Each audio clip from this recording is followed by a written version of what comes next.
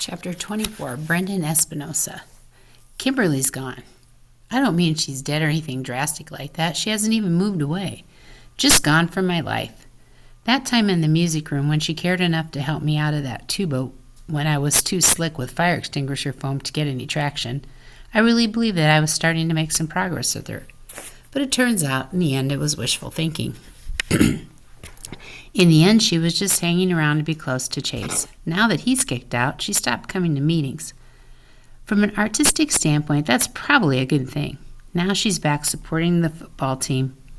Since Chase is on it again, she even watches practice sitting in the stands, her homework binder propped open in her lap. It makes me sad because that's the same thing she did at video club. These days, the closest thing I ever get to her is when we happen to pass in the hall and she looks like she's trying to remember where she knows me from. You think all of that would make me really jealous of Chase, and it does, sort of.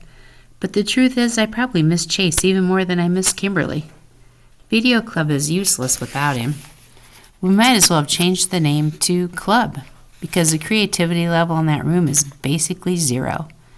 The others notice it too. It's pretty obvious when Ms. DeLeo asks who's got footage to screen and nobody has squat.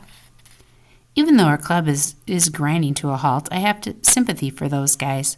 I can't get any of them even to consider the possibility that Chase might be innocent. Or maybe they're right and I'm the moron. Chase didn't hesitate to lie about what happened in the music room and blame everything on the electric cables. Whatever he did or didn't do to Joel and the one-man band, he was just as bad as Neanderthal pals in that way. But he was our friend. I refuse to believe that he was faking that. He was a good club member, maybe the best. He worked shoulder to shoulder with Shoshana on The Warrior, which was the greatest thing we've ever produced. She should have at least taken the time to listen to his side of the story, if there is such a thing. Anyway, she didn't, and neither did Hugo or Mauricia or Barton or even me. We were fine to benefit from his talent when he was with us, but we never really believed he wasn't the Chase Ambrose we used to know. And the first time something went wrong, we dropped him like a hot potato. The whole thing depresses me to the point where I'm almost want to quit the video club, but I'm the president. If I leave, it'll fall apart for sure. No, it's up to me to jumpstart my fellow vidiots. Even though they don't deserve it, I'm going to make a video, any video, just to get our creativity juices flowing again. Unfortunately, I have zero ideas.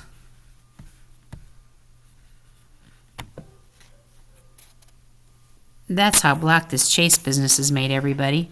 So I take a walk up and down the street just for a change of scenery, and then I see it.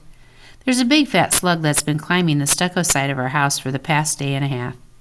He's not making a heck of a lot of progress. He's only a third way up after all that time, which means he's averaging, by my calculations, like 15 feet per week. But you have to admit the little guy's spirit. He's absolutely determined to get where he's going, which is the roof, I guess. I don't know what's up there for him. That's his problem, not mine. I decide to film his journey inch by inch up the side, defying gravity. I will call it Slugfest, or maybe something lofty and inspirational like The Ascent.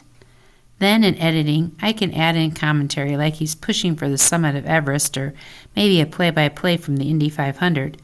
That could be kind of funny. Sportscasters raving about speed and acceleration and the afterburners while he's millimetering it along.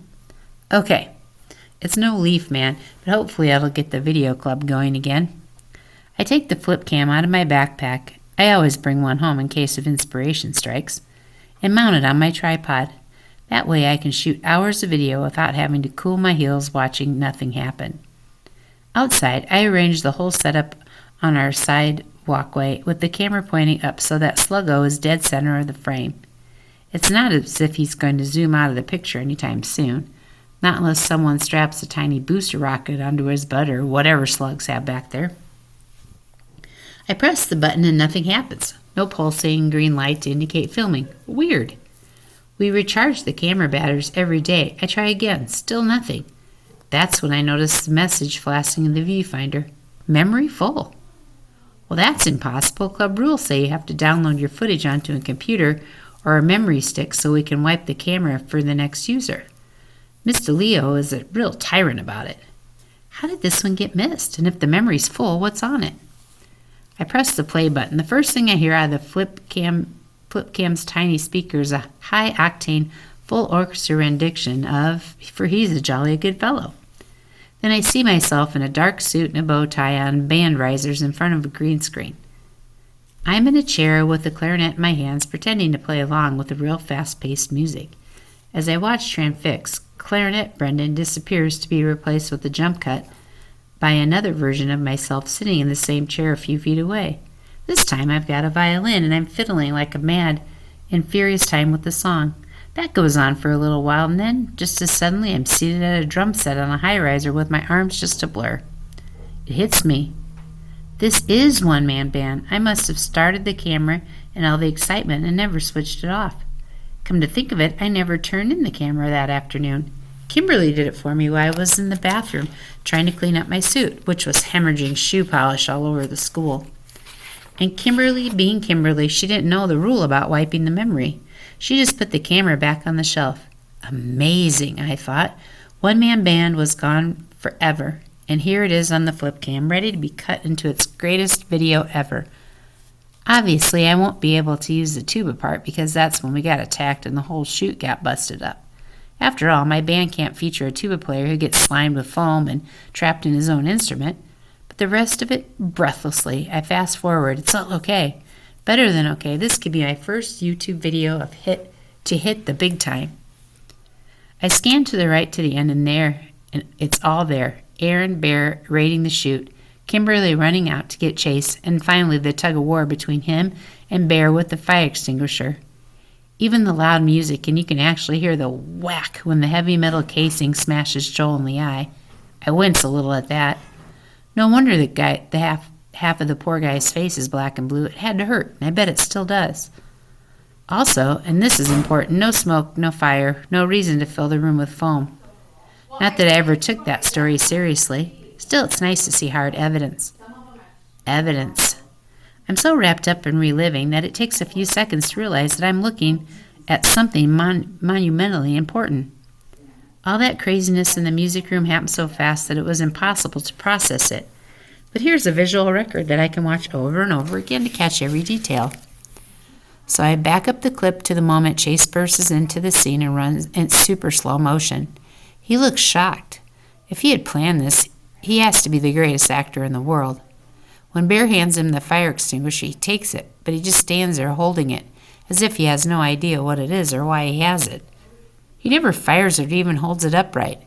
It's like he's in a daze, until Bear tries to grab the thing back. Then Chase wakes up, struggles on to keep it away from Bear, and when he pulls it free, he swings back and it hits Joel. Pure accident. Maybe afterward he helped Aaron and Bear cover up what they did, but this video proves that Chase was trying to stop the attack, not join in. I'm practically bursting out of my skin with excitement. I want to run in 15 different directions to spread the word far and wide. Who should I tell first? Chase? Mr. Leo? Dr. Fitzwallace? It's more than just about a video club. It's about justice. And don't forget Joel himself. He shouldn't be allowed to go on thinking that Chase still has it in for him. And Shoshana. She's a nice person and a great idiot, but let's face it, right now she'd burn Chase at the stake if she thought she could get away with it. She needs to know what really happened. All the idiots do. I frown. It's the weekend. None of us will be at school until Monday. This has to be done right. School can wait, but the video club should see this footage. It's more than just evidence. It's nothing more than a demonstration of the power of the moving image to create hearts and minds. Who better than the president of the video club to make it happen? I take out my phone and compose a text message to Chase, Shoshana, and Joel. Urgent. Come to my house at 10 a.m. tomorrow.